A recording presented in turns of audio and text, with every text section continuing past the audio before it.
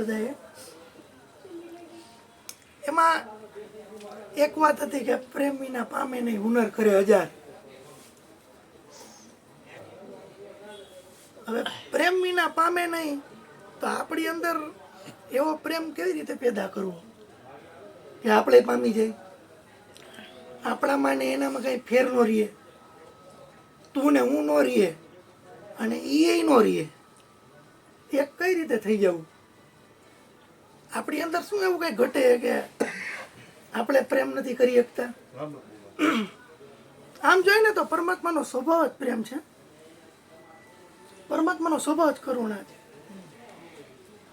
આપણે શું કરવા નથી કરી શકતા? કારણ કે આપણે આપણું ધ્યાન થયું ને કેની માથે છે?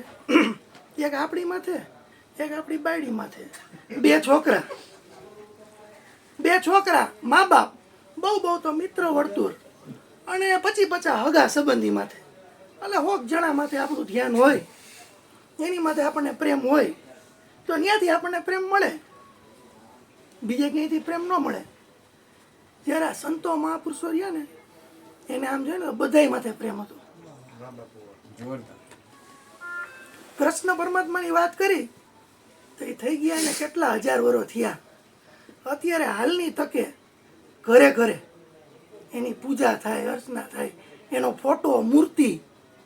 માણા એના પોતાને નો પ્રેમ કરે એટલો એને કરે, એ એનું સબૂતી છે.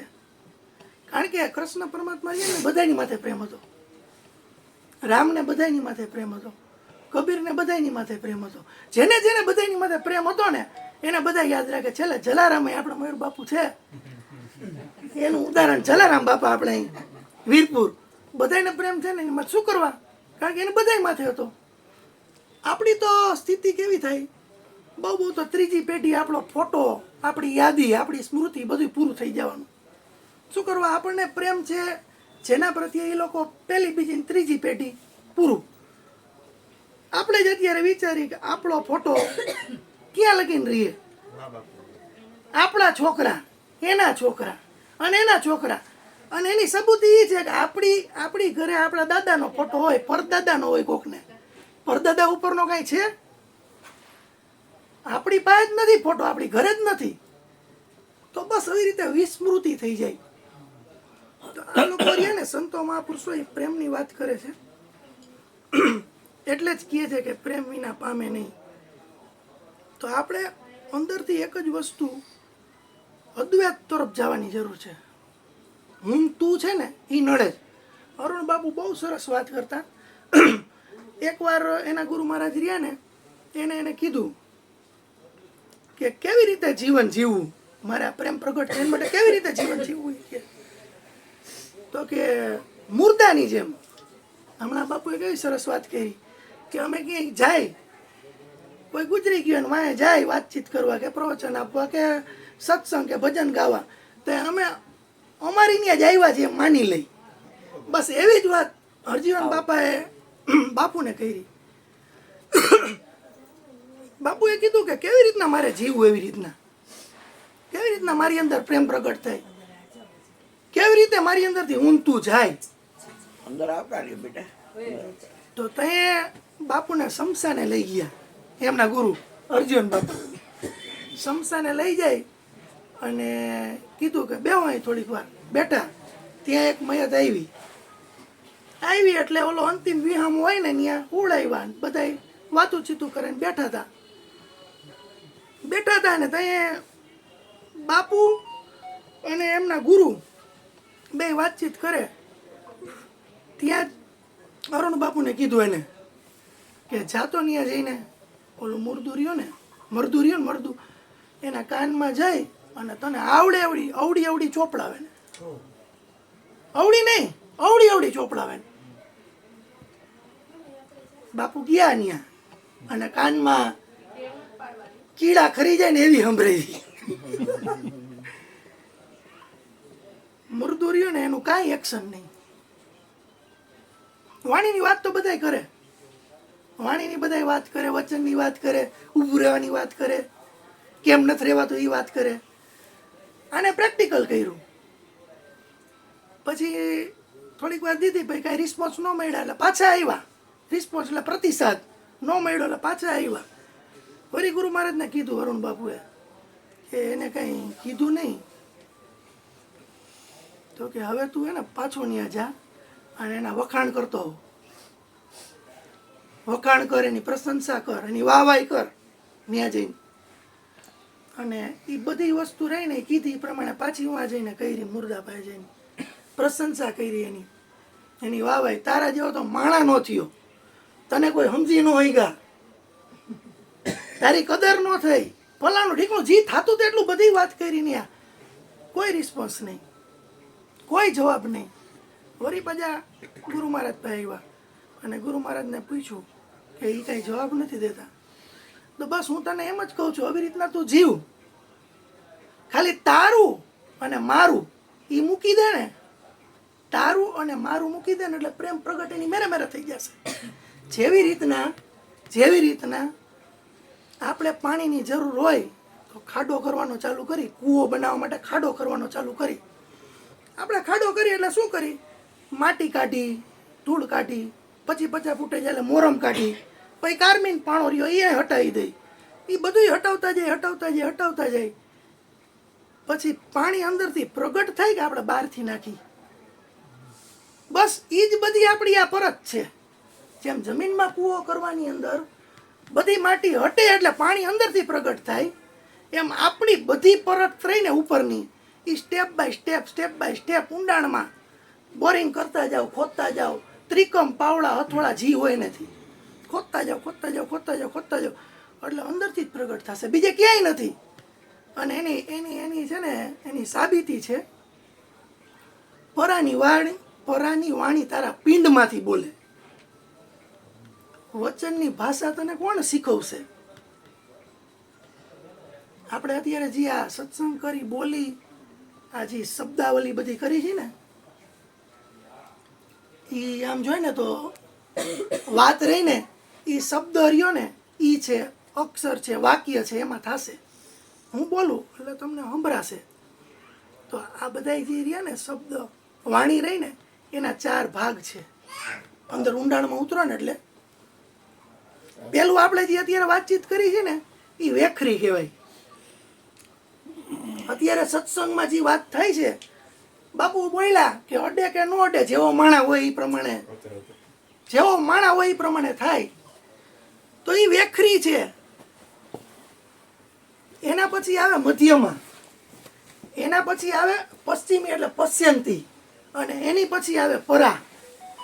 જેમ મારી અંદર કોઈ પણ વસ્તુ બોલવાની શરૂઆત થાય ને, બાપુએ કીધું ને નામની તમે કીધી ને વાત કે નામ તો પડ્યું જ છે. નામ એટલે આપણે જે બોલી છે એ નામ નહીં, એ તો રૂપનું નામ આપ્યું. કોઈ પણ વસ્તુ ત્યાં મોબાઈલ તો આનું રૂપ છે, એનો ગુણ છે, એનું નામ આવ્યું. જ્યારે આપણે બોલવાની કોઈ પણ શરૂઆત કરીને તો એ કોઈ પણ જાતની અંદર આકૃતિ નથી અને શબ્દ જે બહાર નીકળે છે એ નામની વાત થાય છે. કોઈ પણ જાતની આકૃતિ નથી, સ્પંદન નથી, કાંઈ નથી, ખાલી જગ્યા છે, હાવ ખાલી જગ્યા, કાંઈ કરતા કાંઈ નથી. ઈ પરાની વાણી આવે અને ઈ પરાની વાણી જેવી એક સ્ટેપે પહોંચે ને એટલે એના પછીનો સ્ટેપ આવે પશ્યંતી, પશ્ચિમી. ઈ સ્ટેપ આવે ને એની અંદર એક ચિત્ર બની જાય આપણી અંદર.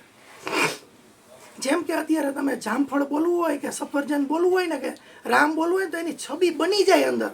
બોલાણું નથી હજી બોલાણું નથી, ખાલી એક છબી બની અંદર. ઈ છબી બની એના પછીના સ્ટેપે તમારો અંદર ભાવ ઉમેરાય કે છબી એટલે શું છે, એની ભેગો એનું નામ ઉમેરાશે, શબ્દ ઉમેરાશે. ઈ લેવલ જશે ને તે મધ્યમાં હવે પહોંચશે. ત્યાં લગીને આપણો હોઠ રહ્યો ને એ ફફડવા માટે રેડી છે પણ ફફડતો નથી. આપણી અંદરની સ્વર પેટી રહી ને એ રેડી છે, અંદરથી આદેશ મળી ગયો છે, પણ એ હજી કોઈ જાતના સ્પંદનમાં નથી. હજી એક આકૃતિ છે અને એક શબ્દ રચના છે, એક વિચાર છે, બસ એ લેવલે ઊભું છે. અને એ લેવલે ઊભું હોય ને પછી તમે કોઈ પણ વસ્તુનો જવાબ દો ને, એ તમારો અનુભવ, તમારી સમજદારી, તમારી સ્થિતિ એની ઉપર ડિપેન્ડેબલ છે બધું. એની ઉપર આધારિત છે. અને એ વેખરી એ અત્યારે આપણે બધા કરી, પણ આ બધી વસ્તુ રહીને એ આમ જોઈએ ને તો વાતુંથી વાતું થાય, સમજણમાં ન આવે. સમજણમાં ન આવે. સમજણ વસ્તુ એવી છે, અનુભવ જેવી છે. જેમ તમે કોકને એમ કહો ને કે મરવું એટલે શું, તો આપણે બધાએ જોયું છે અને બધાએ પ્રૂફ માની કે મરવું એટલે માણસ હલનચલન કરતો બંધ થઈ જાય, ડેડ બોડી અહીં પડી હોય એક, એને કોઈ પણ જાતની તમે ગાયરું દો કે તમે ગમે એને એને ગમે એ કંઈ માનો કે પ્રલોભન દો તો એ કંઈ હલનચલન નહીં કરે, બસ એ મરી ગયેલો, બસ એટલું આપણે સમજી ગયા. પણ ખરેખર એ મરવું નથી. આ લેવલે તો ગોરખનાથે કીધું ને એ રીતે મરવાની જરૂર છે. મરો જોગી મરો, મરણ હે મીઠા. મરી જવાની વાત નથી, એ અનુભવની વાત છે, એ સ્થિતિએ પહોંચવાની વાત છે, એ પરાકાષ્ઠાની વાત છે. એ લેવલે ધીરે ધીરે ધીરે ધીરે અભ્યાસ, ધીરે ધીરે સત્સંગ નામના ઝાપટિયાભાઈએ કેમ કીધું કે જાય એટલે ધૂળ ખરે. ભાઈ બોલ્યા ને કે ધૂળ ખરે, તો ભાઈ સત્સંગમાં દરરોજ જાઓ, અંદર જ નગીનો પડ્યો જ છે. ઝાપટિયા માથે મારો, ધૂળ હટે, પ્રગટ થશે. જેમ જેમ કૂવાની અંદર પાણી પ્રગટ થઈ ગયું ને, એમ આપણી અંદર ખુદ પરમાત્મા પ્રગટ થઈ જશે. અને એ પ્રગટ થઈ જશે ને ભાઈ, તમે બોલશો નહીં.